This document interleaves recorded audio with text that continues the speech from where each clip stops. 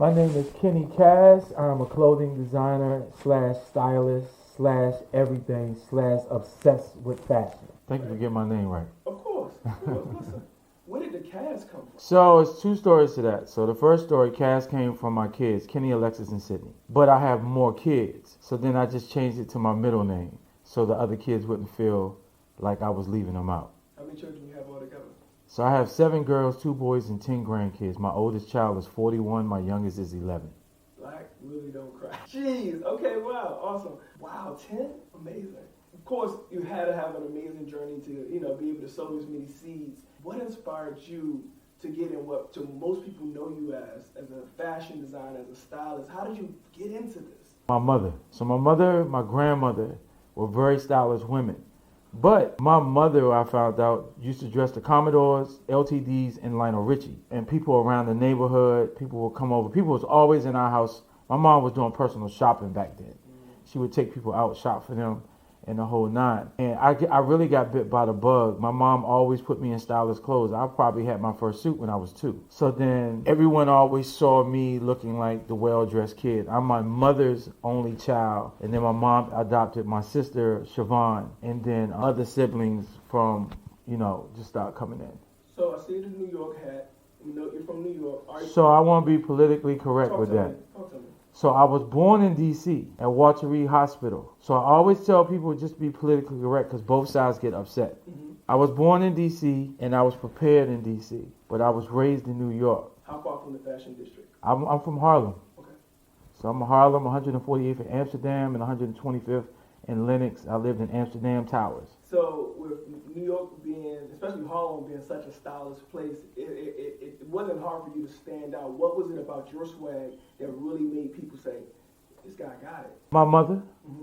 My mother always said, if you don't feel like talking, let your clothes speak for you. So I would really get based on how I felt. That's how I dressed. Mm-hmm. So like when I was in high school, because I made my first garment when I was 10. So I was in high school. People either thought I was gay, Muslim, or strange. And I was cool with that. I was wearing suits in school. I was wearing bow ties in school. I was wearing dress shoes in school. So like if you ever meet anybody in my high school or junior high school, they would not be surprised if what I'm doing right now. When I see them, they're like, this makes a lot of sense. At first we thought you was a little weird, because you have these parents, one that are like black power, very, very about the black people, all of that. But then you have the other side who is just like mixed culture, very mixed, Native American, some white, all of that. So I got the best of both worlds, which I thought to me was pretty cool.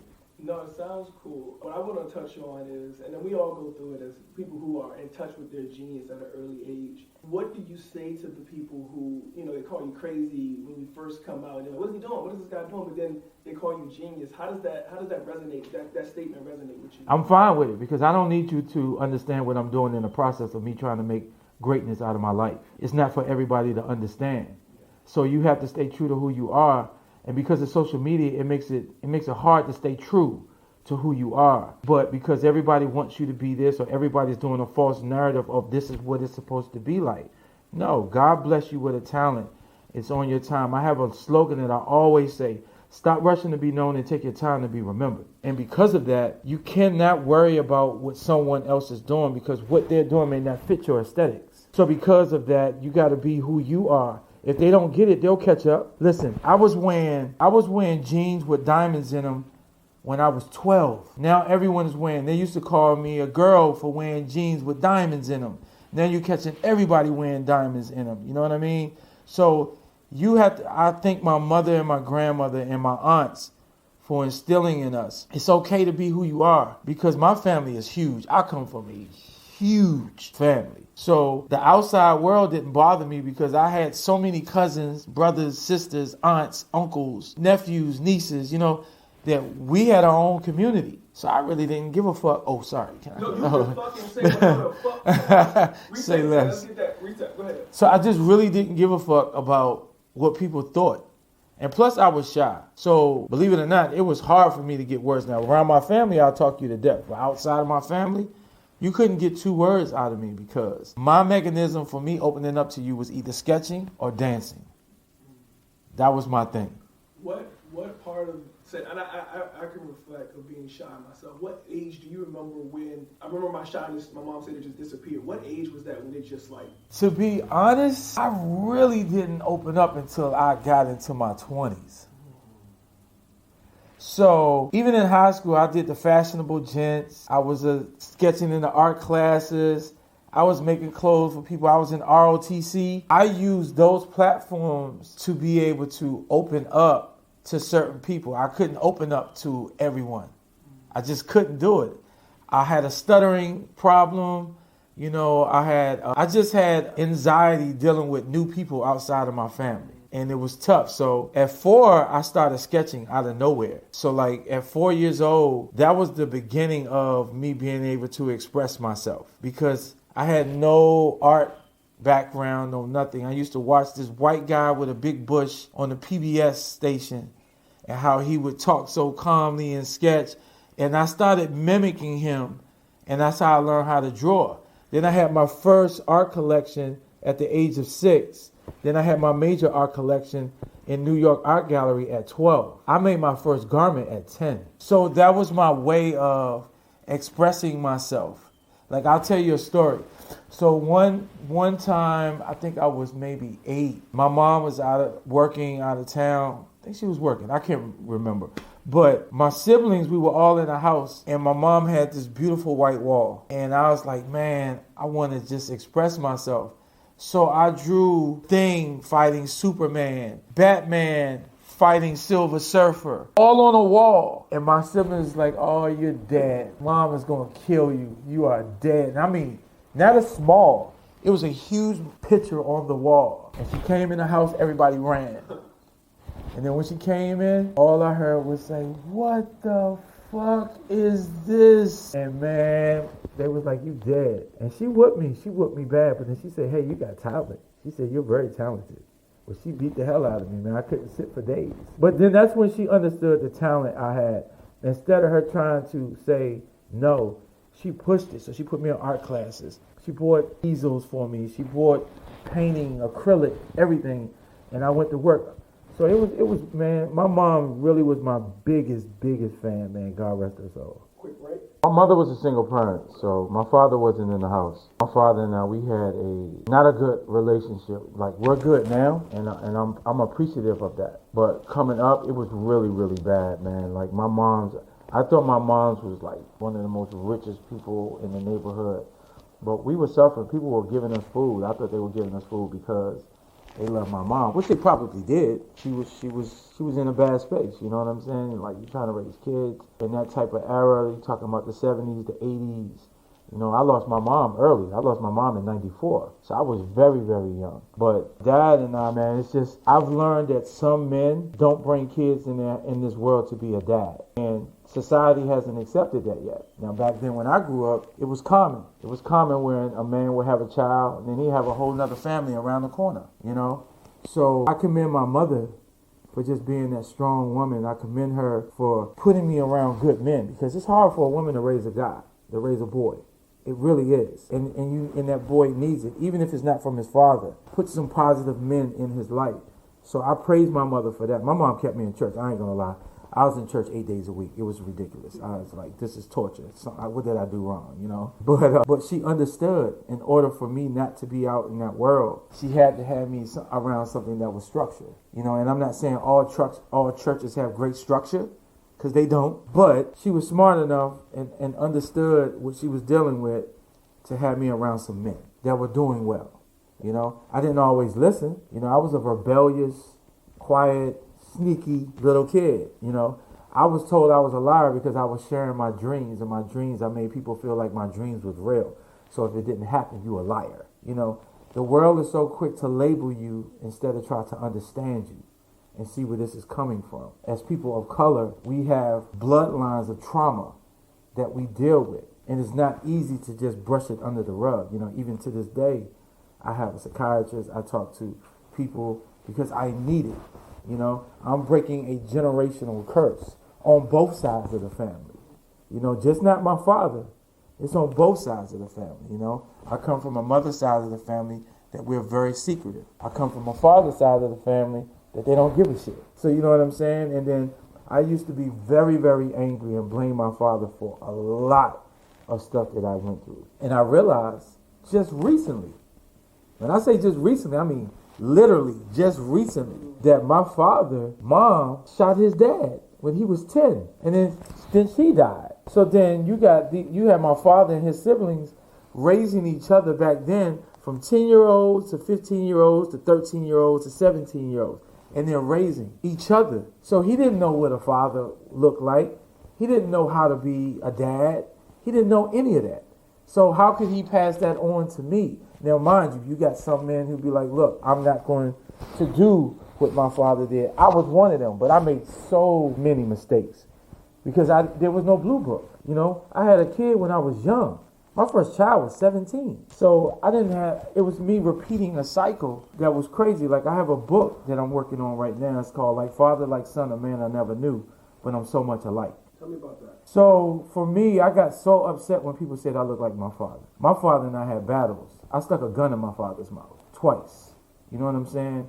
Because of how he treated my mother. You know, I didn't like what he did to my mother. I didn't appreciate what he did with my mother. But my mother was so loyal. That's her first love. And she dated other men, but she still loved him. Even in her dying bed, she was begging me to make amends with this dude. And I'm looking at her like, I'm your man. Why are you worrying about this nigga? You know what I mean? Like, I'm your man. I'm the dude that's been here. You know, one of the worst things a mother can tell her son at a young age is that you are the man of the house. Because now your mental changed. Now you don't see the world the same. You don't do as many things outside of playing or any of that. Because when your mother hurts, you feel like you got to do something about it. Because there's no other man that's coming in there to help and provide. You got a sister that you got to do something about it. And for me, I did whatever I had to do by any means necessary. I was helping my mother clean office at 10. You understand what I'm saying? Like, this is like real life shit that people don't understand. See, they see the outcome. They don't see the process. Right. And the process for me, I'm not going to say I had a bad childhood, but I had a cold and sometimes lonely childhood, which resulted in me doing rebellious shit, which resulted in me lying to get attention, which resulted in me stealing. You know, I stole from my mother. My mother put me out at 12, 13. She's like, you get the fuck out of here. You stealing from me, the person that's feeding you? Yeah. But you understand, I'm seeing her hurt. So I'm trying to do whatever I can to provide and say, hey, Ma, I got this for you. I did. She cared about none of that. What she cared about was my safety. She cared about me getting an education. She cared about me growing up and being a real child and growing up. But, you know, that's life. Life is a motherfucker. It gives you the exam first and then the lesson. That's right. So having that responsibility as a young man, it can be very pressuring because you can't talk about it to anybody. No, it's very pressuring. It's fucked up when you've been molested. Yeah, talk to me about that. You know what I'm saying? I was molested by a family member from the age of 10 to 11 and a half, 12. And I thought it was normal. I just thought that was the way that people show love. That's how they were showing love to me, you know? I've had a lot of crazy. I've been shot. I've been stabbed. Let's go back to just a second because I am a survivor of childhood sexual trauma through a relative, and I think that as a man who's sitting across from a man, we didn't plan any of this. You could never talk about that. It was like because they wouldn't believe you. This is important. It's exactly very important. Like to say that a man was molested by someone, they're like that's like foreign. Like what do you mean? I'm like women and children, girls are not just getting molested. Boys are getting molested too. Matter of fact, I wouldn't be surprised if boys are getting molested more than the women. But we can't talk about it. We live in a culture that you can't talk about things. Especially as a black man. You're not allowed to talk about it. Suck it up. You'll be okay. The worst thing that you could tell a dude that's going through some shit is you're going to be all right. No, you're not going to be all right. What can we do to help? But if we don't have the information or we don't have a safe space to be able to talk about it, then what happens? It builds up and builds up and builds up until they explode. I used to explode and get so angry and punch holes in walls, break stuff, punch car windows out, like all of that stuff because I had no outlet. And my mom was so cool, but I couldn't tell her everything. I needed a male to be able to talk to, you know. But some men came in my life because they were trying to get to my mother. So then now I've got to come up and protect her and be the man of certain situations where I couldn't even be a full-on grown kid. But I love my cousins. I love my brothers, my sisters, because we were able to play. We were able to have that childhood growing up because we hung around each other. It's like my cousins and I, we didn't grow up like cousins. We grew up like brothers and sisters. You know, that's just what it was. But for me, I realized that I could not, going back to my dad, I could not blame him for the things that was happening to me. Because at some point, you got to start accepting your own responsibilities. You can't keep blaming someone that was never in your life. Obviously, you picked up this from somewhere, even if it's bloodline, but you hung around some people that, so let me just say this to you. One of the most dangerous things is to be around people who you are compatible with. It's good and it's bad, because you can be compatible with people at your lowest. And for that, you could never grow because you want to keep the compatibility. So you could never, so then that kills you. So you see a lot of people like, dang, what happened to them? They got with someone that they were compatible with at a certain situation, but then they could never grow. So then you notice like why people break up. They were compatible at a moment, but one was moving, one wasn't. So now they have nothing in common. For me, I didn't figure out that guys that were around me or I was hanging around were good for me until I got locked up. And they never was around. In and out of jail. Just stupid stuff, bro. Lack of information, lack of being able to be vulnerable and say what's really on my mind and have to hold it in and act a certain way because you don't want people to look at you a certain way. I grew up in the 70s and early 80s and 90s. In the 70s, you couldn't do that. You had to be that man. Well, shake it off. You're going to be all right. You're a man. Don't let that bother you. No, that shit bothers me. Even to this fucking day. I still have situations that I break down and I cry. Or I get alone and I just scream and I holler and I yell just to get it out and release. That shit is fucked up. And then now, we're living in a world right now that now the things that you were dealing with, they trying to bring it back to you. 20 years ago, I'm not the same person. So why are you trying to make me be that same person when I'm not that same person? I'm a different man. I've grown. I've learned. But us as black folks, and it's not all other people of color, it's not all whites, but we've been lied to growing up. We've been stripped of stuff. We've been saying things was good for us and it's not good for us. So now we're dying from it and everything like that. So man, we gotta be honest with ourselves. And in order to be honest with ourselves, it has to start internal. You know, social media has got us lied and messed up because they are allowing you to be somebody that you're not. That's not who you really are at all. Where you had to be a kid in front of mom, but you had to be an adult, or It was fucked up because now I've created two personalities at a young age that I'm not able to maintain or handle. You know, like being a kid is easy. You carefree, you living life, but then you got to turn that kid thing off, and then you got to be something that you're not even prepared or equipped with, and that's trying to provide and help your family. That's tough. And the only way that you can be able to do something like that is that you gotta end up being in the streets. You understand? There's no body out here, and I mean, I hadn't come into it that's like, oh man, I got you. No, I had to go get it. So then I'm hanging out here with people way older than me. They're looking at me as an asset, but I'm really a liability. How old were you during this time? Talk to me, just like. I was probably 12, 13 years old.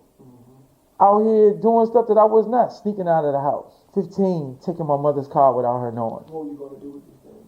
You know what I was going to do. Come on. You know what I was going to do. That's what was happening. Because at the end of the day, I'm looking at my mother struggle. I'm looking at her crying in the middle of the night. I'm looking at her getting up in the morning with a smile on her face, trying to smile in front of us when I hear her at night crying. When I hear her at night praying. That shit is fucked up, B. I hadn't talked about this in a long time, so. You know, and then now she's not here to see me doing what I'm doing because this all started with her. It's just fucked up. Like no kid, girl or boy, should ever have to grow up quicker than what they need to. Because the world don't love you. The world don't give a fuck about you. You could die and they're going to go into somebody else. And that's just something that I learned. That's why I'm so passionate with my kids. I love on my kids so much. I get on their goddamn nerve. They like, Dad, you doing too much. Like, but I'm like, if you only knew if I had somebody that could do that, you know, for me. If you only knew if I could hug my mom again. You know what I'm saying? Hey, hold on. I need a moment. Take a second. We go in the back. Everybody. Fuck. Oh, we can start, man. All right, we back ready, guys. The 360 didn't really happen until after my first marriage and my divorce, to whereas I was just like, I'm going to do what I love. So before we get to that. Before that, I got married at a young age. My mom was dying. And me having to deal with my mother dying and watching her go from this full-figured, beautiful woman to she was skinnier than me and couldn't walk. You know, that's devastating to see this woman. This is my first love, my first everything.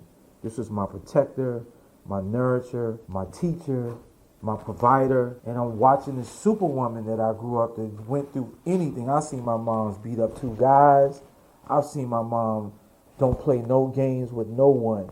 And to see this superwoman that I'm thinking that this is my superhero, and she still is, just deteriorating right in front of my eyes. Like, that's hard, bro. That was 94.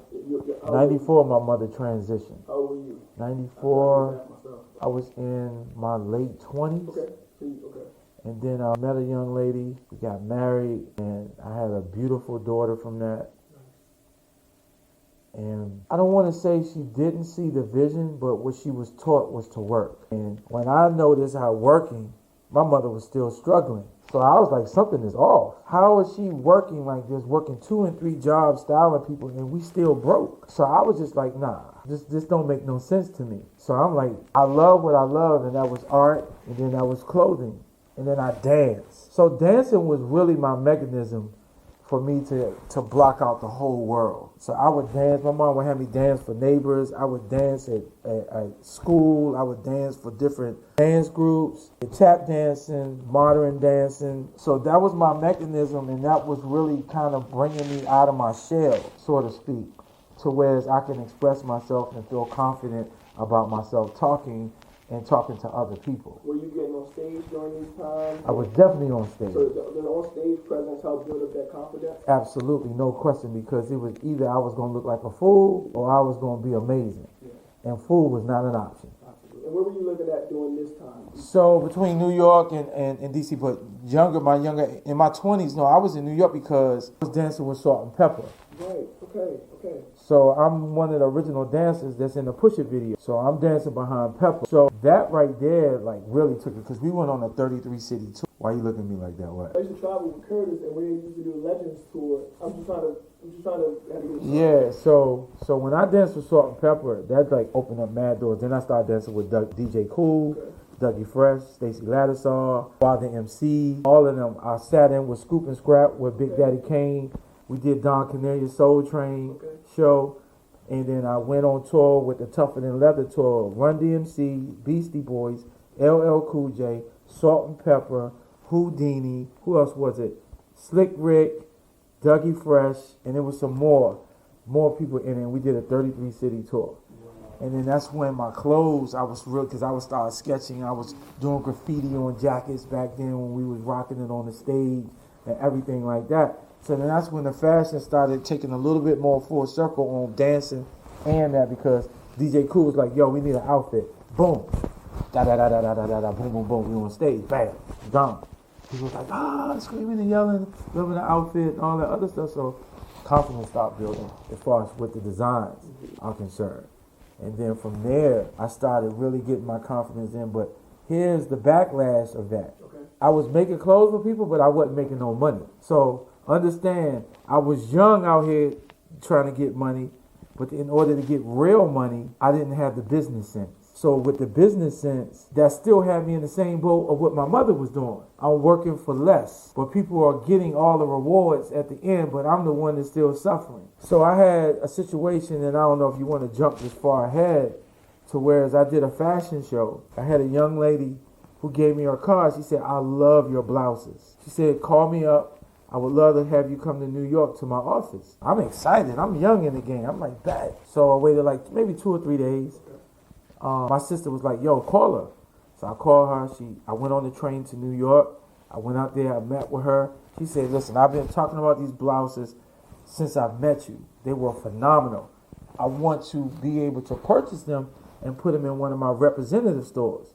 And I was like, well, what stores? It was Target. I lost the deal because I didn't have my EIN number. I wasn't a business, and they didn't want to work with anyone on that caliber. So I lost that deal. So then my brother, he was an attorney. He's like, we're never losing another deal like that ever again. So then my brother started representing me, contracts, all of that stuff, because I could have changed my life at a real young age. But I also say, too, people get discouraged when things don't go their way. And sometimes that is not because you're not talented. It's just because you don't have the information to be able to move forward. So with information and with us taking our time, stop rushing to be known and take our time to be remembered, this is where it all comes in at. Social media has you that you got to do it now. You got to be it now. But look at all of the people who have been blown up and who've been successful for social media, and they didn't have the equipment to be able to sustain it. Come on. And now they're either on drugs, they either disappeared, or they're doing all these crazy antics just to stay relevant. So for me, my brother, I owe a lot to him in that period of my time, because he taught me about contracts. And then I ended up going to school, and I was a litigating paralegal for 15 years. I worked at law firms with Hogan and Hartson. And I started at Hogan and Hartson in the mail room in the copier.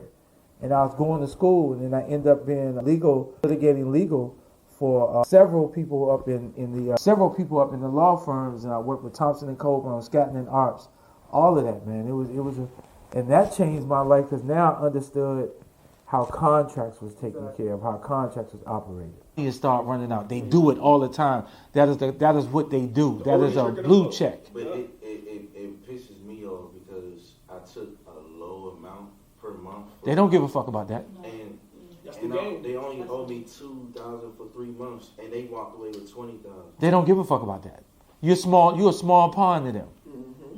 Now, if you show up with a whole rally and attorneys, then they're gonna be like, "Yo, give this man that money and get him out of our face." It's a whole Diddy thing when Casey called Diddy and said, "I got this, and this, and I got it all on that." Less than 12 hours, that man gave her the money. You understand? But they looking at you as a small pond. They're a whole corporation. They'll run you down with all paperwork and everything. And it's unfortunate. Because I'm dealing with something right now with Kanye. Kanye in the Super Bowl poured out Wet. I had Wet since 2006. Yeah. And I don't want to battle with him. I'm saying let's two black men come together and let's collaborate and do something together. I think that'll be monumental. My attorney is dealing with his attorney. And I'm just telling him, like, look, let's show the world how two amazing black, powerful men. Yeah, let's come together and say, you know what? We're gonna do something wet together. Even if it's a capsule line and we just put it out together. Like, that's what I'm about. Right. And I'm dealing with that right now. Wow. Because he brought out Wet on the Super Bowl. And my phone went crazy on the Super Bowl. Because people know I brought Wet out in 2007. And I'm like, I don't want to do this. Let's collaborate. Let's do something together. Your influence and my influence, and seeing two black men that come together and say, look, we're not going to go through this court thing. We're going to come together and we're going to make something happen. Even if it ain't two black men. If it's just two people come together. Everything wants to go to court. Everybody wants to go on social media and blast one another. Nobody wants to sit down and talk. Nobody wants to say, you know what? What can we do to make this better? So what advice would you give, because we all know it's ego, right? We all know it's that feeling that you get in your chest when you feel like you're letting go, but you're actually gaining more. What kind of advice would you give to a young cast? Did you suffer with ego growing up? I mean, anybody that's an entrepreneur got a slight ego. Fuck that. We all got an ego. I don't care if you're doing something successful and you're really out here making things for yourself and people are coming at you and stuff. You got a slight ego.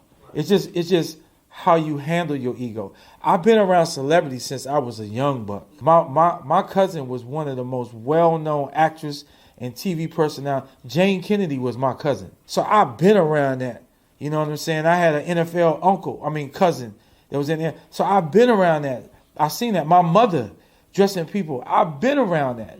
That don't move me. So to answer your question, I would tell people, man, have self-control, man. What would you tell you? What would I tell me what? What would you tell you now, from now, right? The guy you are today. What would you tell younger cats about the ego? The ego had you locked up or dead. Homeless, straight up. My ego had me homeless for 8 months. I got sat out of my house chasing this dream. I messed up on all relationships because the only girlfriend I had was fashion. So I wasn't able to embark on their feelings. Because I'm like, why are you sitting complaining? I'm working.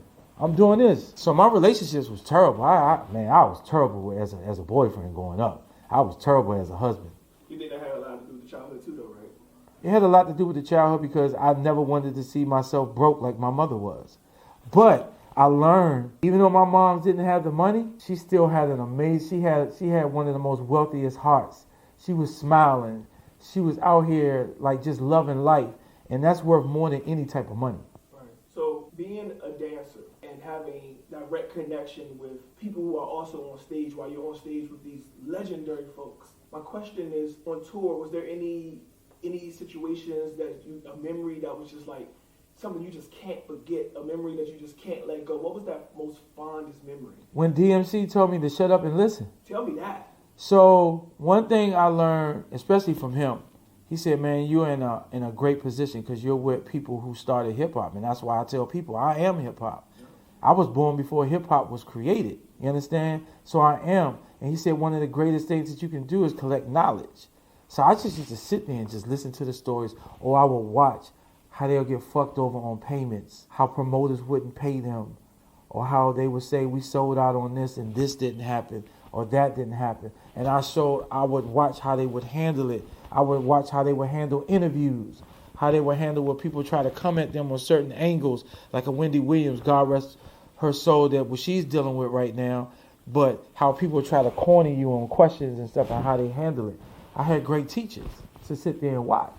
And I thought it was incredible. I was just quiet and I was just watching. I was collecting data. So it's like you had the true artist development directly in the room, just getting able to watch how to politically move and to handle yourself under these circumstances. Hell yeah. And that led you to an extraordinary, 37 years? 36 years. Bro, I didn't get my first store until 2009, 2010. Was that in D.C. or New York? It was at the Harbor, when the Harbor just opened. I was the first black business at the Harbor. What was the name of that spot? It was called the House of Cass. I was right on Fleet Street, the House of Cass. Then I left, opened up a shop in Georgetown, and that's another whole story right there that I'm sure we'll probably get to. But yeah, man. Was this before or after your time? Where did you guys live? When you say you had lived in with YSL, where was that? Italy?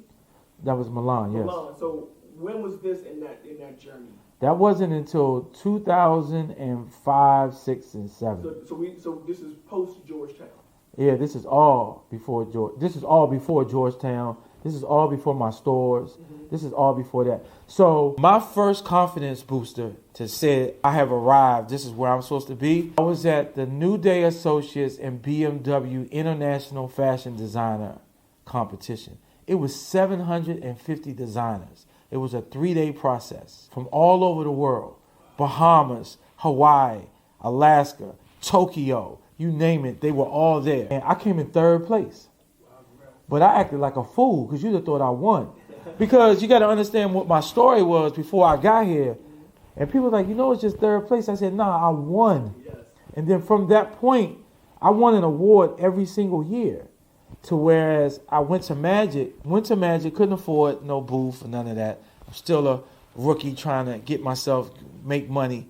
And I had a hotel. So my hotel, I would go to buyers and walk around. I would wear my clothes and I would change every 2 hours, walk around and give contact information for time slots to come and see my clothing at the hotel. And Damien and Carl and Alexandra and them, they saw me like, yo, what you doing, young? Well, we done seen you walk through here changing clothes. Like, what you do? I said, I'm a clothing designer. I said, listen, I'm not on your level. I can't afford to have this extravagant booth that you guys have. I got to do what I got to do. And they was like, man, we like you, man. We like that. She's like, let's sit down and let's do something. Let's possibly do something if you would be willing to do it. It's like, hell yeah. For you, by you, let's get it. So then his mom had a brownstone in New York. He sold the furniture to get equipment. We really had a sweatshop going down there. I ain't going to lie. We had beds down there. We was down there sleeping and waking up making clothes. So when the transition from them doing like the Fat Alberts on the clothing and the cartoons on the clothing, when they transitioned into suits, I was part of that movement. And they changed my life because they gave me an opportunity. So now with a replica black history FUBU, you understand, that I can say like I had a nugget in that. You know what I mean? And then from there, I met Alicia Keys. I dressed her for one of the BET Awards. Then I went on tour with Keisha Cole. Then I did Tony Braxton. Don't Break My Heart album cover. That's my outfit. Then I did Tony Braxton again to where it's like she did the Jet magazine cover, her changing her looks, all of that, going on tour with her. So I was there when Tamar Braxton and all them were younger. And I was an assistant stylist with the whole Braxton family, you know. And I miss Tracy because Tracy and I was the closest. And I miss her dearly. I'll be at her house eating. We'd be traveling. She remember, boy, I remember all that big hair you had and stuff like that. It was just great times. And I'm glad I was able to spend some time with her before she went on. Because she was an amazing person. She ain't played no games, man.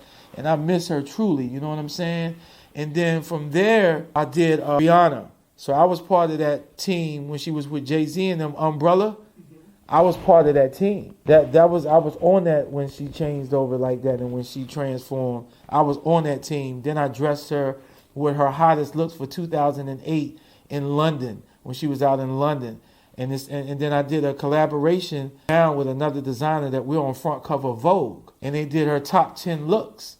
And one of her looks was one of the ones that I did by myself working with Max Azorian. Right, tell me about that. How was that experience?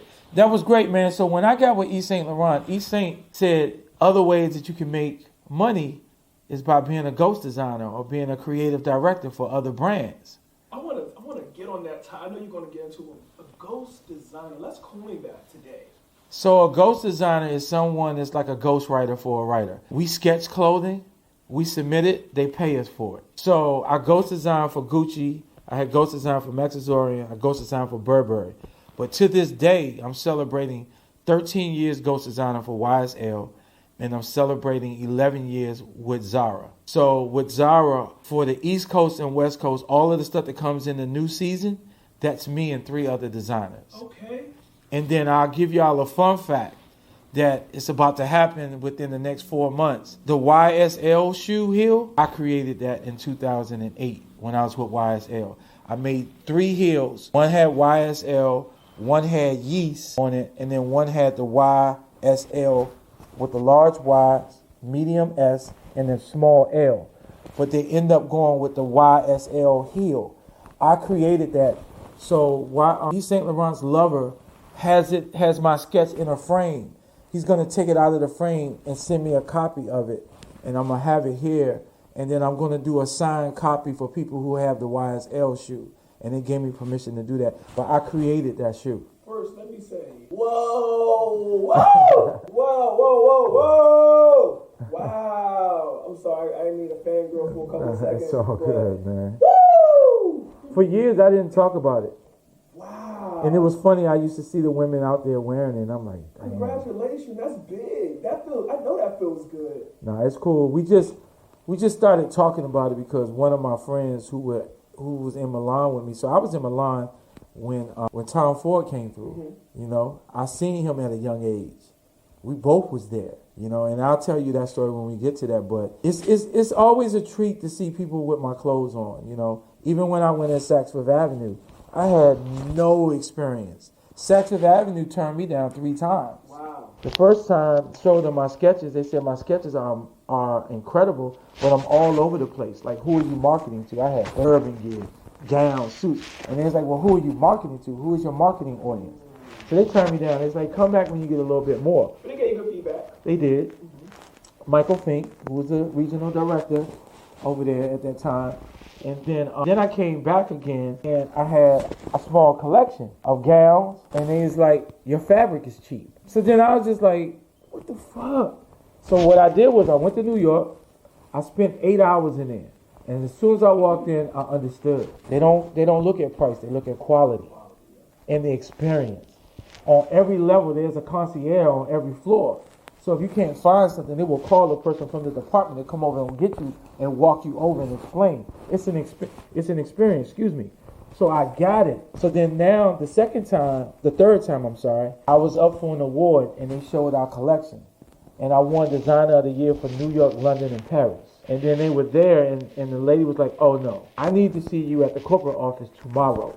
At the time, my manager and I, we didn't even go to sleep. We got in the car, we parked in front, and we slept in front of it until it opened. And we went upstairs. Michael Fink was like, what are you doing here? I said, oh, I have a meeting today, brother. And on that day, 147 pieces, which is unheard of today. They bought 147 pieces and wrote me a check for 1.4 million. And then that's when everything changed. And then we found out from the PR, Miss Beverly, PR, she was like, we just found out that you are the first African-American male couture designer that has showcased their clothes in Saks Fifth Avenue. So I have made history.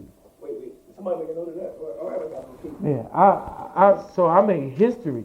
And then from there, I started doing shows. Then I was invited over to Seoul, Korea. I did Seoul, Korea Fashion Week by the Prime Minister over there. And I ended up staying over there for almost a year. Then I went to Tokyo. Ended up staying in Tokyo for a year and a half. Then I went to Indonesia, stayed in Indonesia for a year. Then when I came back to the States, everybody was like, who is this guy? Like, I'm making waves for myself. I'm doing things for myself. And then I did my farewell show because I needed a break. And it was my last collection. Oh, and then let me tell you this. My aunt called me one night at 12 o'clock in the morning, going crazy.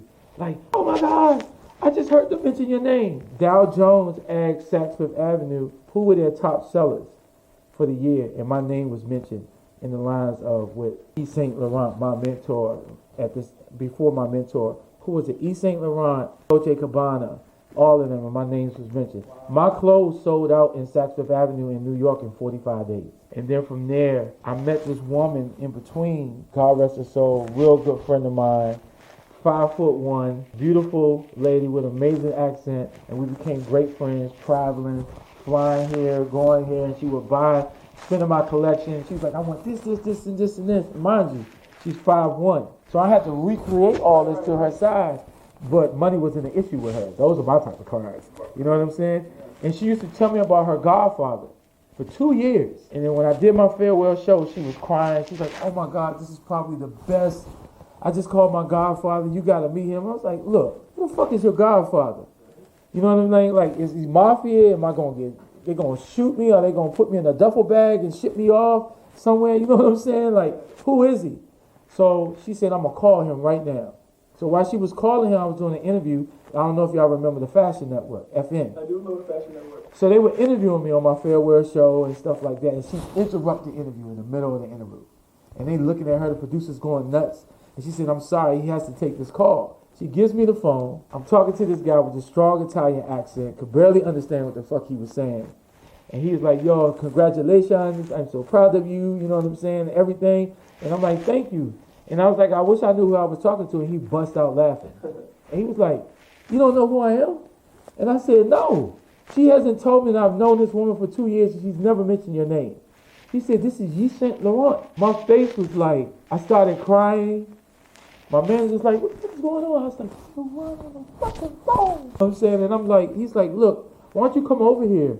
I would love to collaborate or see what we could do together, see if some synergy would happen. I was like, fuck yes. I was only supposed to go there for 2 weeks. 2 weeks turned into 3 months. 3 months turned into 7 months. 7 months turned into a year. So my team was like, yo, when the fuck is you coming back? I'm like, fuck you. This is a love once in a lifetime. Y'all better hold the fort down. Come back. So then he was like, look, I don't want you to get away from your business. So I would go home for a week every month. I ended up living with him in his estates for over 2 years, a little over 2 years. And when I tell you he changed my life, like he changed my life. I haven't done 50% of the stuff that he's taught me. I mean, I have gowns right now that are in a museum that I collaborated with him. I have a leather gown that the news that you saw showed it that I did for him. Like, he changed my life, man, but he made it very, very difficult for me. I was going to say that. I was wondering about that because I talked to like artists like Mateo Blanco, who's done on Ripley's, believe it or not, and there's a lot of masters that lead us to become the next. They pass the torch. Anthem Bulow, the people who want to lead it to. What was some of the hardships that came with wax on and no wax off? Him ripping up my sketches. Ooh, what you do to deserve that? So we had an incident to whereas I was making a leather outfit and I was doing a suit. And mind you, let me just backtrack real quick. The reason why his goddaughter never told me who her godfather was, because I had pictures of him in my showroom. He had the most incredible silhouette of a woman. And when I got there, I found out why. We had 10 fit models. 8 of them were black. 8 of them were black. And he said, if you can fit a shape around an African-American woman, you can fit anyone. And that's why his silhouettes and stuff was so amazing. So amazing. But yeah, man. Never been. But he would rip up my stuff. Let me tell you the power he had in this atelier. The workers will come out and present a gown. Picture this, okay? Close your eyes and just picture this. We're sitting in there, and there's a 4-level building, and he's sitting at his desk, and we're showcasing him gowns, and he's looking at them, and then he'll pause. He'll get up, cigarette hanging out of his mouth like he forgot it was there, and he's sitting there, and he'll take his serger, or he'll take a piece of fabric, and he'll rip it off, and he'll change it and switch it up. And he'll be like, no, yes, no, I don't like it. And then when we go back inside, the workers will cry because he did not like the collection. But if he likes the collection, they will be back there cheering and singing. La, la, la. It's just a beautiful moment. And the reason why I'm saying that is this man was such a genius that his workers did not want to disappoint him. And that's powerful. That's powerful when your workers want to work so hard that they don't want to disappoint you. Can you imagine if you have people around you that the emotions were based off on how you felt about what they presented to you? But he took care of us. When I say he took care of the team, he had people working for him for 30, 40 years. I mean, it was amazing. So he taught me how to properly do beading. I still do beading to this day. A lot of the gowns and dresses in you here, I beaded them by hand. To this day, that's therapeutic for me, and that's me giving homage back to him. I still bead. My workers that work with me, my partners, because I don't like calling them workers. My partners that work for me, anything they got with beading, they do the whole dress and they sit it to the side. I put my screen table out, I create and sketch the design that I want on it with the chalk and with the marker, and I get my beading, and I take my beading, and I go right through all day.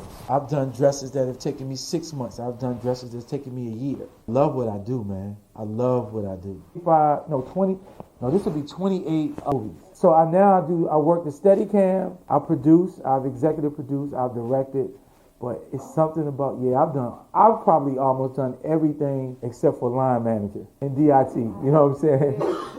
Yeah. I love line producing, that's the best job. Nah. I love that more than anything. Nah, you can have that shit. I love the paperwork. I love hey, you have it. So next time I need a line, I'm calling you because you can have that shit. Listen, it will get done. I don't want no parts of that shit, the one we man. showed you, I was the line producer project. God bless you, brother. Yeah. God bless you. He was shocked. He was like, yo, I said, look, we got it done virtually. Nah, bro. Nah. You can have this that. This is it. This is the shot right here. Yeah, Okay. that's really good. Yeah. So we covered a lot. Now, we definitely didn't really cover anything on the list, which is good. Because I knew that shit was gonna happen. yeah, me too. Everybody that interviewed me, they gotta listen. They be like, "Oh fuck it."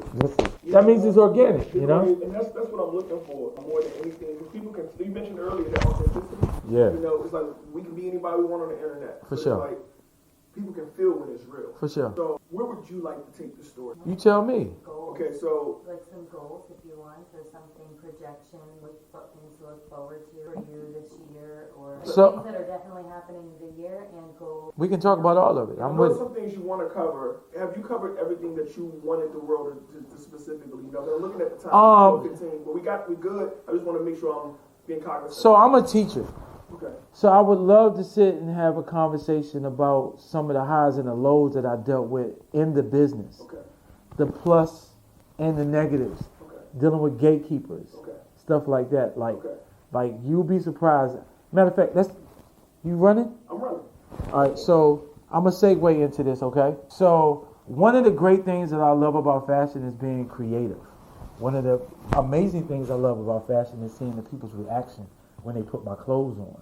You know, I acted like a damn fool driving down Fifth Avenue, and my peoples were screaming. I'm like, what the fuck is going on? They had my clothes in the window in Saks Fifth Avenue, and we fucking stopped the truck in the middle of Fifth Avenue. You know how busy Fifth Avenue is. And we jumped out, and we were screaming, that's my shit, that's my shit. And the cabs and people in, New Yorkers, they could be so, fuck that, I don't give a fuck, get the fuck out the street. But that was a great moment for me. And then another great moment I seen two sisters coming out of Saks, and they actually had my outfits on. And I walked up to them, and I was like, man, where y'all get those outfits from? I'm a joker. And they was like, oh man, it's this African-American designer that's in Saks Fifth Avenue, he's so dope. And guess what? We just went and got such and such and such and such. And I was like, oh man, I would love to meet him. They was like, yeah, man, we haven't met him yet. Because before then, I wouldn't show my face. I didn't go public until after. I wanted people to love my clothes and not for who I look like. And then I was just like, well, what's your name? And I don't remember their names. They told me their names. And then the girl was like, well, what's your name? Because you're so nice, you're so cool. I said, my name is Cass. She was like, oh. And she started running around like, fuck no. She was like, fuck no, jumping this shit. And it's like, no. And I was like, she said, you lying. Her girlfriend said, you lying. And then my team came and was like, no. And then I went like this, showed my chat. And they just went crazy. Excuse me, they just went nuts. And that was cool to me, man. That was super cool, man.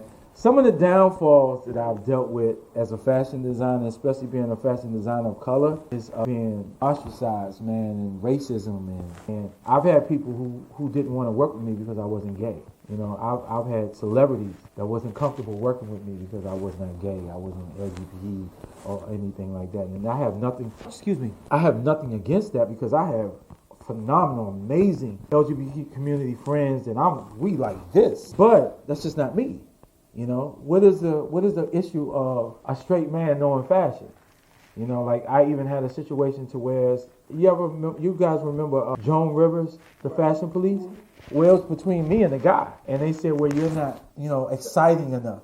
Anybody that fucking know me, been around me, I'm super excited. I could be funny, I could be wild, I could be crazy, I could be all of that. You know what I mean?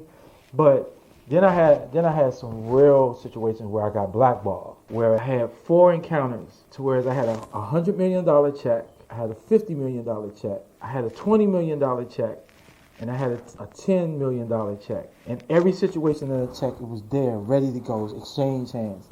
And they wanted me to sleep with them. And these are men. These are gatekeepers. These are celebrities that want to invest. I'm like, you see the product, you want to invest. Why we got to play this route? So the last time it happened, I ended up getting into a real brawl with them, and I gave them some concussions. And they started putting my name out in a bad narrative. Saks Fifth Avenue wouldn't take my clothes back anymore. Nobody would want to work with me anymore and stuff like that. And thank God I had a mother and a grandmother and an aunt that taught me the power of prayer. See, they can take away my money, they can take away my clothes, but they can't take away my gift. My gift is given to me by a higher power. So you can feel like you defeated me, but I'm still sketching. And I had a moment I had to go back to work. Didn't have the money, couldn't provide or any of that. So that part of it is bad. The other part of it is when you have dope designs and you want the world to see it, but the bigger corporations will steal it. And they have the capabilities of putting it out before you, so then now people thinking that you did it from them when it was actually you. And I've had that happen to me several times, to the point that my mentor was like, look at it as a form of flattery. They have to watch you in order to create. But I got so many in the back of my head. You know what I mean? And that's a tough situation, because if you're a smaller company and that's how you feed yourself, and now they have degraded or demised your product that you spent years, that's fucked up, yo. That's really, really fucked up. And some people will quit and say, I'm done. And I tell people, like, yo, even to this day, keep going at it, keep pushing, because it's not for the big stores. You can do boutiques. You can have private clienteles. I got clients that come to me that's been coming to me for over 20 years, and I have changed their style every single time. Every single time. I have celebrities that still come to me. You know, I have influential people. I have everyday people that still come to me. And the people say, I don't come to you. I can go to anybody. I come to you because I like you. It's who you are. It's how you treat me. You know, you guys are. Oh man, this is crazy. We just had this conversation last night. This little young dude was bragging about the clothes he had on. And I said, but do you know that guy don't want you wearing his clothes? Yeah. And you still gonna support it. But I'm just as talented as them. And you met me, and I'm gonna embrace you. And you're looking at my stuff that's not, like, my stuff is not even on the same level as them. All because you don't know me. Angie Martinez said, Kaz, you are the most decorative, and you dress more people than people know. But yet people still don't know your name. How you feel about that? I said, Jesus was one of the most amazing carpenters in the world, and when they found out who he really is, they killed him. I'm okay with, when my time comes, it'll come. You know, I'm okay where I'm at right now. I'm growing every day, every single day, you know. I love when people come up and say, man, you so cool, you so down to earth. I thought you was going to be an asshole. I thought you was going to be this arrogant dude. I'm the total opposite. I come on movie sets, I hug everybody. What's up? High five. They're looking at me like, what the fuck is this dude? But then when it's all over, they're like, that's where the hug at. You know what I'm saying? It's the energy for me, man. If we're going to be together on a set for 12, 14 hours for months, can't segregate. And I've been on sets where it's segregated. I'm not that dude. I'll go introduce myself to you. You know, one of your partners in here know that for a fact. I will walk in on the set. What's up? What's your name? Give me a high five. Give me a hug. No, I'm that guy. But I love fashion. I love what I do. It's the highs and the lows. It comes with the territory, man. And it's just hearing your story, it's just like, even though some of us may have chosen different paths, it's like the artists, we just go through so much of the dumb on top of us, like to keep moving. Hell yeah, my family thought I was going to be a damn attorney. They stopped talking to me when I left a 6-figure job. It's like, you crazy. Even my father, and like I said, we're in great terms. He's like, you need to get a real job. Like, fuck you. You can't walk around here naked. This is a job. This is a real job. Just because we've been trained to work for others. We're not trained or taught how to work for ourselves. The pandemic woke a lot of people up and they found out that they can make a lot of money without working for somebody else. You understand? But the social media part of it, that's where we got to be careful. Too much information don't mean it's correct information. Everybody wants to be the first but not be correct. They can ruin your career by trying to be first and put something out about you that is not even the narrative of you. But then they won't take it back and say, oh, that's our bad, we made a mistake. Oh, now put it on another network. Oh, we got outsourced it from this person. They don't care. And you got to be careful. I mean, I got a PR company now. They're pissed off at me because I don't post enough. I don't do this enough. I'm working. I got kids. I got real life situations that I'm dealing with. I'm putting myself. I understand the advantages of having social media, but there are also disadvantages. People put too much of their personal business, too much of them, so then people think that they know you. You know, you still got to get up and kiss the babies, shake hands, network. But some people you can meet that's on social media and they don't even know how to carry a conversation. But you put that camera up, they turn into a whole different person. You know, you don't know what's real and what's not real. But you know what's real when you get up and you got a mattress on the floor, but then you showing people like you out here making paper. You out making paper, toilet paper. You ain't making no paper for real. I want to touch on that. Most people who are successful don't talk about how much money they make. Most people who are successful, you have a different conversation with them. They want to see you win because you're no threat to them. People, so I've learned in the business, people I've tried to get knowledge from, ask stuff from, they don't want to give it. But then I see people who are way up here that could be secretive. And they're like, oh, no, this is what you need to do. This is how you need to do it. Case in point, Damien, Carl. Nah, this is how you need to do it. Carl is the reason, and Damien is the reason why I own 20% of 6 manufacturing companies around the country. I own 20% of 6 manufacturing companies. And he said, do business with them. So them companies own 10%, I own 20%. But let me tell you how I took it a step further. And then I really want to talk about this fast fashion thing because I think that that's something very important for people to understand. When you have these manufacturing companies, man, I was in Indonesia, they were picketing just to get an extra $1.25 extra. The facilities was terrible. Some of the workers hadn't seen their kids or families for 6 years, 5 years, 7 years, and they're sending money because they can't afford to have them here with them because they're not making enough money. That hurt me, you know, from a point to where fast fashion has taken over. Fast fashion is fucked up fashion, period. You remember there was a time, it was twice a year.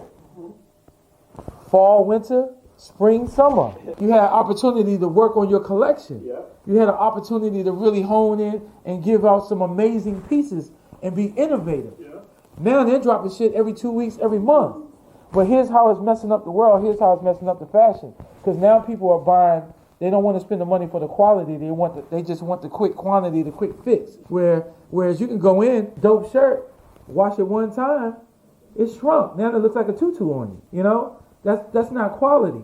And then when you only get 3 or 4 wears out of it, what do? You either toss it, Goodwill, or you know what I'm saying? And then the Goodwill can't even house the amount of clothes they have anymore. Now they turn away clothes. So now the extra clothes that are there, they're putting it in a canister and they're dropping it off on third world countries.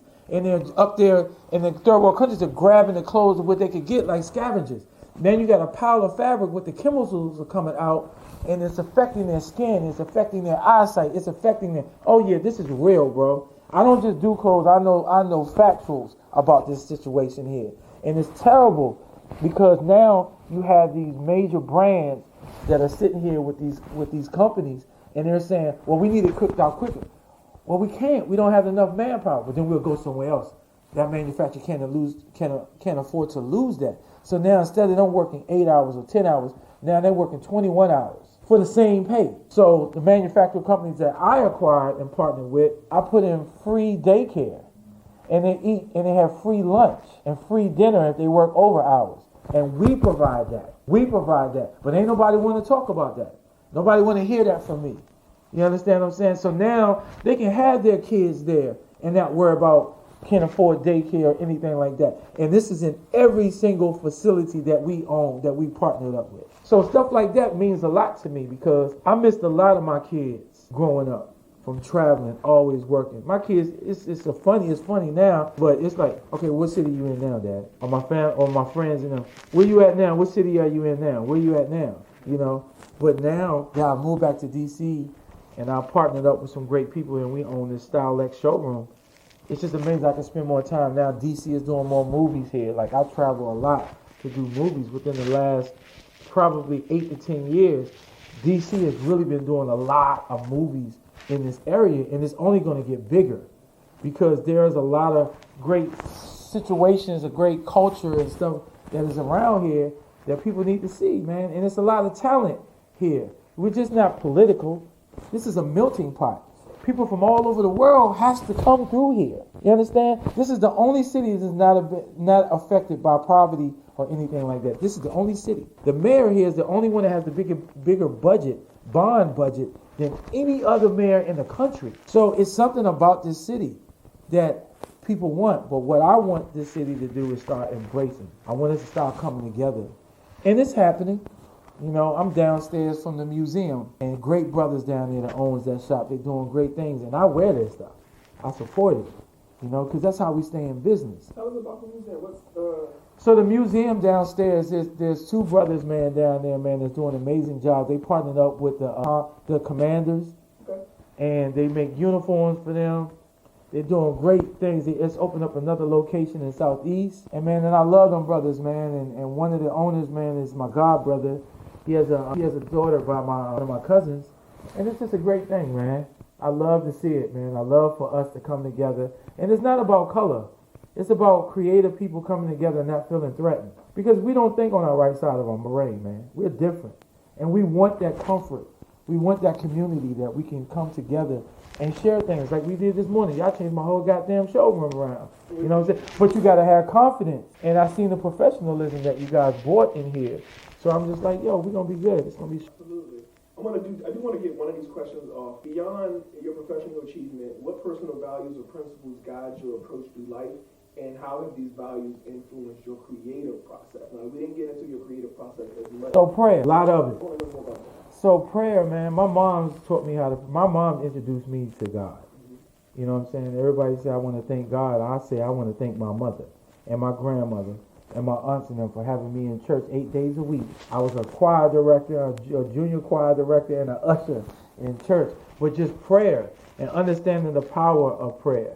You know what I mean? And that's what really got me through a lot of situations that I dealt with in my career, in my life. It's been prayer and consistency. So you got to understand, when we went back to my younger age, I was out here grinding and hustling, and it's in me. That's who I am. If someone says no, it's okay. I'm going to keep pushing. I'm going to keep moving. If somebody try to block my blessings, it's okay, because they can do it for so long, because I'm going to keep going. There's so many people that tried to slander my name. There's so many people that tried to say things about me. There's so many people that tried to say, oh, he's not this, he's not doing that. And God said, be quiet. And I just be quiet. You've never heard me attack anyone. You've never heard me respond back to anything that people said, because I let my work speak for itself. I let my consistency speak for itself. Most people who gotta respond to things just mean they got something they need to cover or prove. I don't have nothing. If that's how you feel, that's how you feel. I know better. I know me. I know who I am. I'm always a work in progress. I'm not perfect. I know I've hurt people. I know I've disappointed people. But the same thing has happened to me. At the end of the day, we got to learn how to say, you know what, that didn't work. Let's move on. I take it as a learning lesson. Sometimes you can go back and amend that. And sometimes you can't. People come into your life for a reason, a season, and a lifetime. And I'm okay with either category that you fall in. I can, listen, you can come and sit at my table, but I'm not obligated to feed you. You got to bring some ingredients to the table. And I'm all about assets and not liability. I have too many liabilities in my life because I see potential in people and bring them on, but they don't see the potential in themselves, so they only move when I move. The worst thing that you can do in business is only have people move what you move or do exactly what you want to do. I want people around me to do things that I don't want to do or they can do better. That's how you grow. I like that. I'm going to take a pause, and I want you to, just so we ask it. Okay, do you have any future things that you're working on, or things that we can look forward to? I do, man. So right now I'm revamping my whole collection, so I'm actually going to show either at the end of this year or next year. I'm going to do a prelude of my show. My Male's Wet is coming out on July 9th on my birthday. Also, I'm working on a movie right now called Conspirators. It's an episodic with them Gibsons. I'm excited about that. Right here in Washington, D.C. I have another movie that I just finished reading the script for that we're going to be doing. I also have a movie that I produced, and I also was the wardrobe that's called Freak Like Me, that we did a red carpet, and we're going to do another red carpet, and it's going to be showcased in a couple of places, and you'll hear about that. I'm also getting ready to do another collaboration in a project with Tyler Perry, which I'm excited about, and I can't get too much into that. But most importantly, man, I'm growing the new showroom, which is in D.C. It's called Style X. I have great partners, Maria, Angelique, Kenyatta, and others. And what we're doing is we're providing a space for content creators to come in here and create content. We rent clothing, from clothing to men's clothing, women's clothing, and shoes. We also have the space for rental. We also allow people in movie sets and commercials and music videos to come and pull. And we're just growing. So right now we have seamstresses and tailors in the back that make clothes for one-on-ones and personal clients.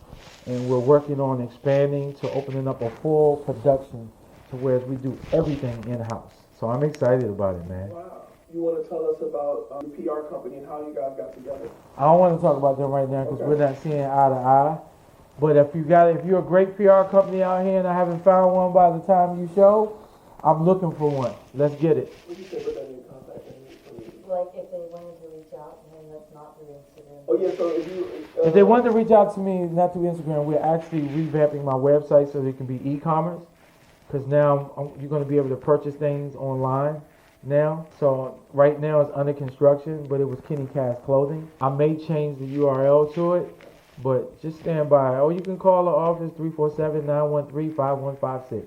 Anybody else got anything you might want to know before we got this gentleman in front of us? Any secrets to the trade? Your guy right here got his hand up. Since you're working on your website, do you know about transferring your domain so you only own the name? I do know about it. Okay. I like him, man. My guy. Absolutely. Let's go. Listen, 15 years. Say less.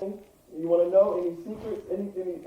You got the man in front of you. I know you're a guru, but I'm not. Why you keep saying? because I was like you, like super, excited. I was in school and she saw me and she didn't see me as like maybe an annoying little brother, but she was like, we kicked it. We went to New York together. Yeah, so it's like this is my girl. So it's like just in case, I just want to make sure anything. Okay, so What I can say is, I'll leave your listeners with this. I appreciate you. Business-wise, before you get out there, make sure that your business is taken care of. Make sure you get your LLC. Make sure you get your tax EIN number. Make sure you have everything in place. Because God forbid that happened what happened to me years ago, to where someone came in thinking your business was together and it was not. Opportunities can only come once in a lifetime. And seize the moment. So you will feel a lot more comfortable knowing that you got a business banking account. You got your LLC or your Inc. or whatever, your sole proprietor. And it's okay. People try to knock like, I'm a sole proprietor. No, you're protecting yourself because you're operating business.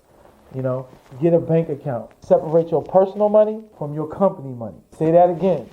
Separate your personal money from your company money. And then don't be afraid to price your clothes. Clothing, that's where a lot of people also fail. And and fail at that. Now, can we talk about that for a second?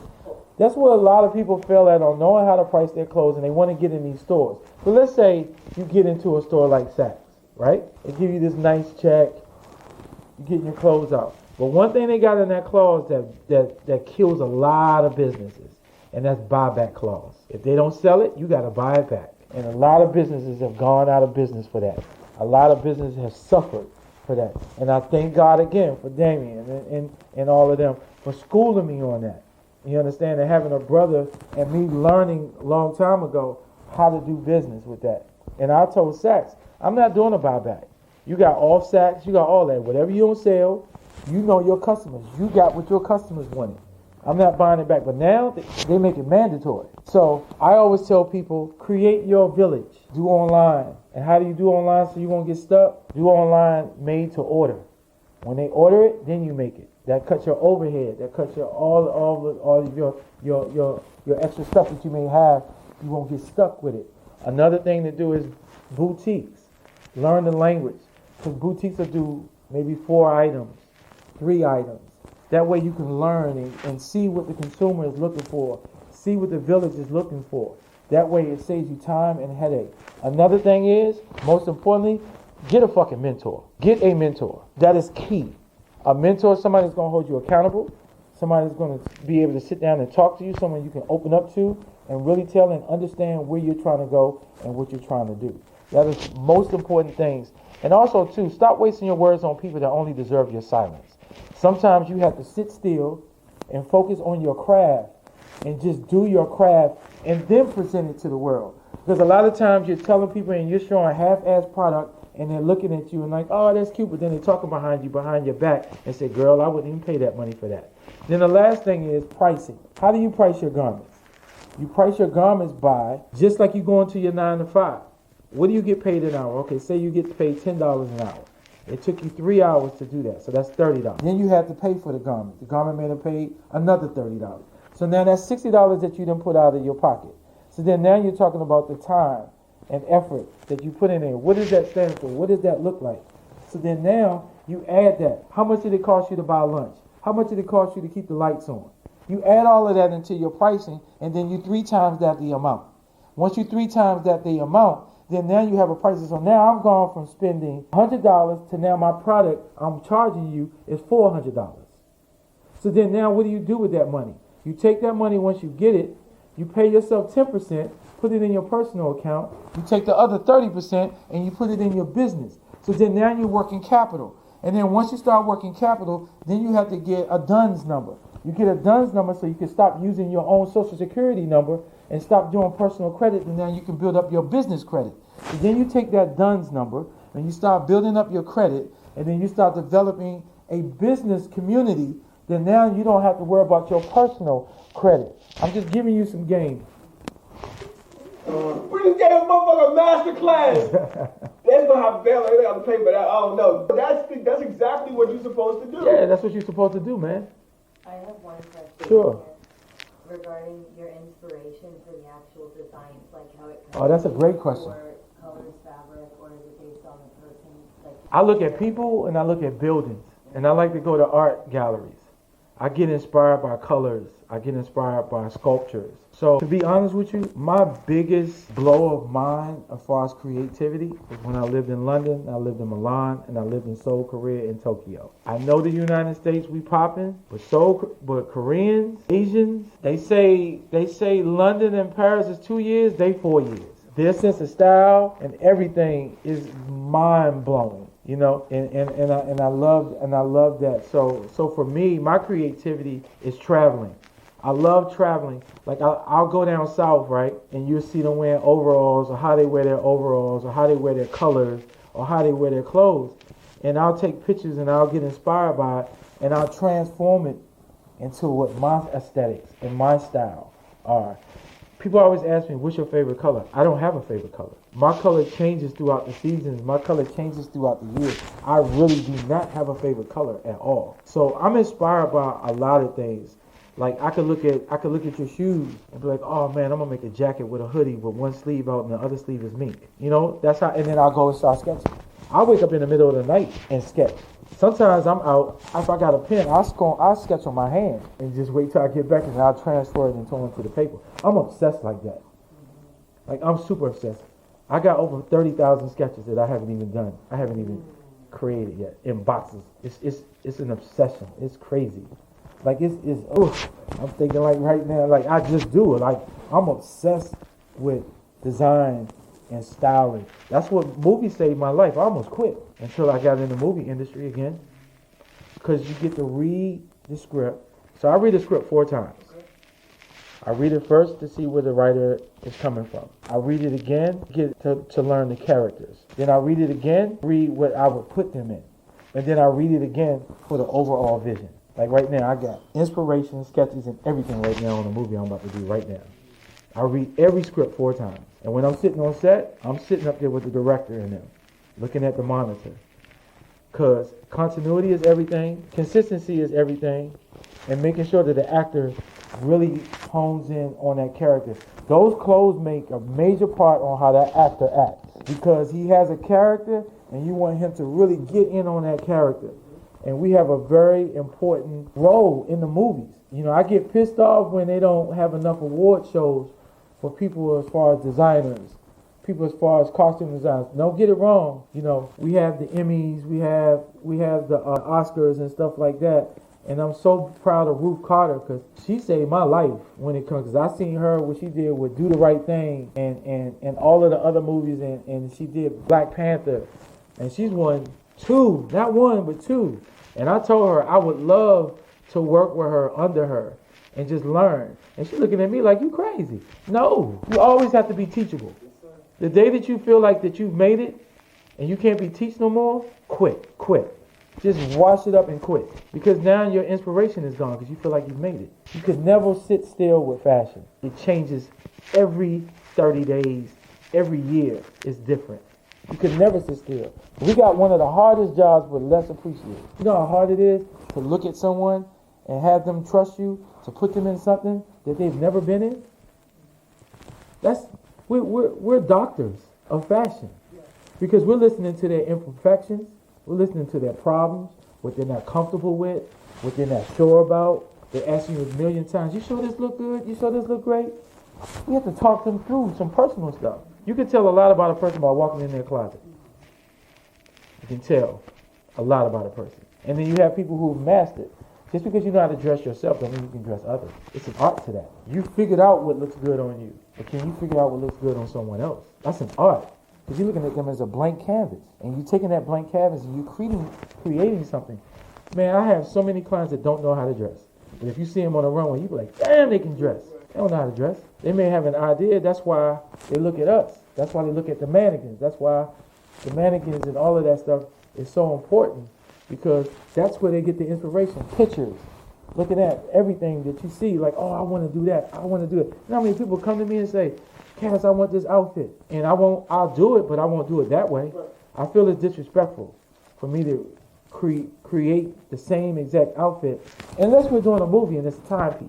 You said something powerful. I know, we're rattling down to the end, but you are a doctor of clothes, a doctor of fashion. It's powerful because people have issue with being in their own skin, and you're going to... Stop. Watch this.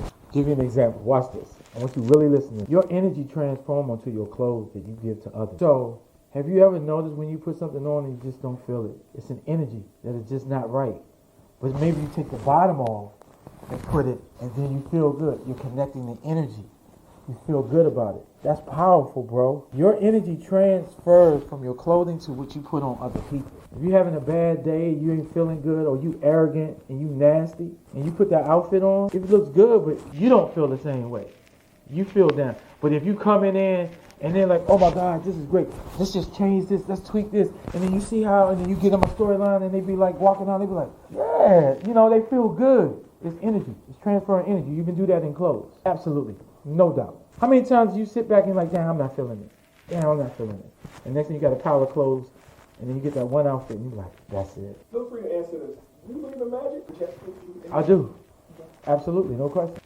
What you were describing, I don't even know if I'm allowed to talk about this, it's called transparent. Absolutely. So it's yeah. Have you ever not let someone shake your hand or not hug you? Yeah, that's how we I do it all the time. Yeah, They be like, oh, I be like, or they'll come and try to give me up and like. So our experience is like a positive version of that though. Mm-hmm. So like energy is key. So it's totally key. We all work off vibration. So if your vibrations is off, then you're off. You don't want to do nothing. You stuck in the bed because your vibrations is off. But then don't also remember this. You have to recharge. Sometimes you have to separate yourself from everyone and just be by yourself just to recharge. Because what we do, we give so much of ourselves to others because they're depending on us and they want that energy. You ever had somebody who constantly call you, I'm dealing with this, I'm dealing with that, and you feel like you're a daggone therapist and you have to give them all this energy, and after you get off the phone, you're like, whoo. So we are energy chargers. There are energy takers and there are energy givers. And you gotta be careful. Your cup should always be overflowing, and you only give people the overflow because you have to drink out that cup and it needs to be full. It's like this. All right, I'm gonna give y'all one more. All right, we good on time? Good. All right, I'm gonna give you one more. In business and life, you have the egg, you have the apple, and you have the tennis ball. Okay? The egg, the apple, the tennis ball. The egg, you just started the business. It's your baby. You're so delicate. You don't want anything to happen. You just started your career. You're so excited. You're showing up early. You're getting there on time. You're staying there late. And you're just holding your baby because you're excited. You want to learn everything about the job. You want to learn everything about your career. You want to learn everything about fashion. So it's your baby. So you're sensitive about it. But then in that stage, someone could just flip you over and fall. You could crack. And then a lot of people will quit or they'll stay stagnant. This is where the mentor come in. If you're not strong enough, that mentor is the spatula. He's scraping you to flip you onto the hard side so that you can be able to withstand and learn from it and get back up and move. So here's where 90% of the people fail and they stay stagnant at the apple. The apple is juicy. People are calling you. People want a bite of you. They're calling your name. The boss loves you. The boss is expecting things of you. And you're constantly letting people constantly bite out of your apple. But you're not nourishing it because you feel like you're a superhero now because everybody loves you. Everybody wants you. Everybody's calling you. Everybody's like, I can't do this without you. But no one is putting in the fertile soil for a new apple to grow. They're only eating off of your apple. So then when your apple gets so thin, it turns into a rind. What happens when it sits? It rottens. That little worm comes out. That's you. You're no longer the thick, juicy anything because they've taken everything from you and that's sewn back into you and they've disappeared. And now you're that worm and you're sitting there looking for food, looking for help, and no one is around and then you end up dying. But if you get the right people around you and they say, oh no, we need more fruit. So now the ones who's eating off that apple, you have ones that know their own work, but they believe in your vision. They're planting and they're growing more fruits and vegetables to grow so that all of us can eat. That's what I said. When you go back, you can sit at my table, but I'm not obligated to feed you. That's what you learn after people have taken from you so much. So then now you have this big fruit and it's growing. So then now you have this powerful group of people around you and you're solid. You know where you're going. Your will is moving and everything is moving forward. Now you get to where the bigger snake's at. That's the tennis ball. But you have such a solid team. Every time they knock you down, what the tennis ball do? It bounces back up. The higher they try to knock you down, the higher you bounce back up. They try to squeeze you out of shape. The tennis ball falls right back into shape.